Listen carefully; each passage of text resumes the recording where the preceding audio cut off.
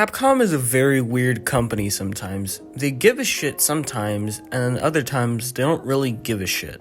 See, I've always liked Dante, mainly because of things like his design and a whole bunch of other things, including his personality. Personality-wise, he's basically Capcom's equivalent to Deadpool, just without all the raunchy sex and Ryan Reynolds.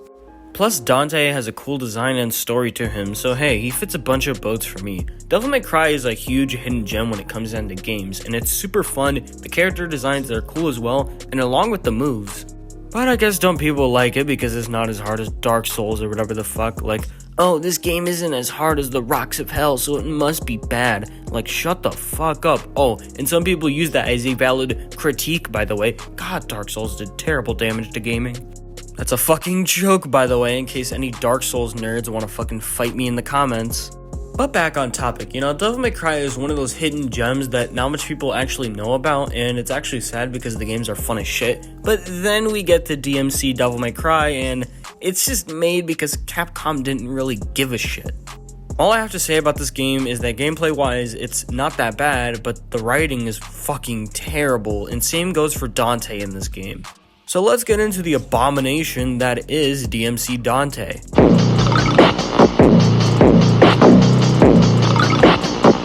Dante's design in this game feels so torn and fucking weird at times. Like, his model looks completely different, but the thing is that his design is similar to other versions of Dante.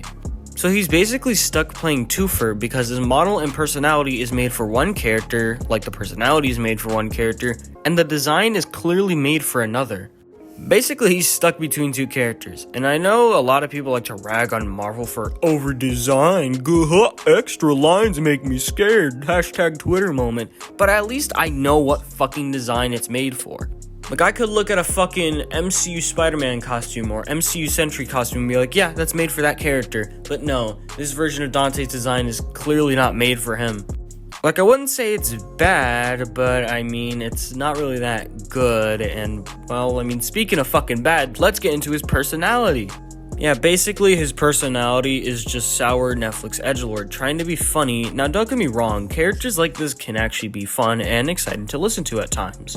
But this isn't fun. This is not even one bit of fun to listen to. There are many characters that are great because of unlikability, but this one is a weird case where he's attempting to be likable while being completely the opposite of likable. I mean, if you like a guy that speaks with a weird potheadish slur every fucking time he speaks, then, well, hey, I guess this is for you, I guess. The original Dante had a level of style and approachability, which, I mean, yeah, that's fucking great, and that's actually one of the reasons why a lot of people liked Dante. This version does not have that. So he's just super shit in terms of personality. Hey, enough about the personality shit, let's finally get into the writing, and the writing is absolute Thanks, Joe Budden, but anyway, Ninja Theory for some reason turned this game into a fucking social commentary. Yeah, a fucking social commentary, because why not? But yeah, they turned this game into a fucking social commentary on how the government is always evil and how everyone is a filthy consumer, and Dante is the Elliot Alderson of it all. And now come to think about it, he's kind of a mixture of like Travis Touchdown and Elliot Alderson. But the thing is with Elliot is that Elliot isn't ripping off of an already established and liked character. And Travis Touchdown is supposed to be this bombastic idiot because he's trying to mimic characters that he idolizes. But back to shitty Dante over here. Yeah, I'm calling him Dante because he is not Dante. I refuse to call him Dante. But anyway, good old Dante here is basically the Elliot Alderson of this whole fucking thing. The guy who could see through it all, and the guy who's always right, and the guy that you should always agree with. That always fucked me up when doing recordings for this. I don't know why, but those lines in particular fucked me up during recording. Also, I'm sorry, Rami Malek, for literally just slandering Elliot in that fucking way. Since good old Dante over here is basically this world's version of fucking Elliot Alderson, he decides to work with this world's version of Anonymous to take down a giant digital Bill O'Reilly head that oddly looks like Senator Armstrong from Metal Gear. I can't make this shit up. I fucking can't. But apparently this version of Dante, and I use Dante in quotation marks, was apparently tortured by demons in an orphanage as a kid. Really feed into the Netflix edgy Riverdale writing now.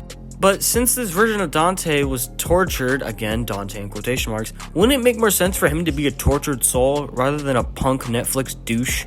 I don't know how the fuck that Ninja Theory was selected for this game because of their writing. It's clear that Ninja Theory hated this franchise and everything about it, and they think this game and its Dante is better.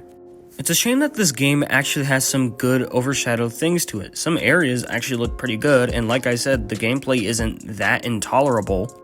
The problem is that these positive aspects are mixed in with a very fucking cringy, edgy character. Now, I can't confirm it, and I haven't really read anything confirming it, but consider this something from a Devil May Cry fan who's been a fan of the game for years upon years. Now, originally, from what I heard, this game was supposed to be a prequel to Devil May Cry 1. This would have basically been before Devil May Cry 1 and featured a younger Dante, and the aesthetic of the game would have been inspired by 1970s punk, a prelude to the cool metal grunge of the games. I can't say for sure, but this actually seems like it would have been a pretty solid game if written correctly and made correctly. I mean, I can't really say anything else about it. I mean, the aspects are kinda there, but hey, Dante over here is just filled with shit. What? What? Say it! Say what you want to say! What do you want to say? Where you been?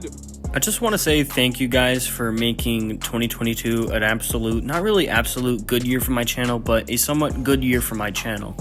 And I just want to say thank you because I fucking love that. I love the fact that people actually give a shit about my content.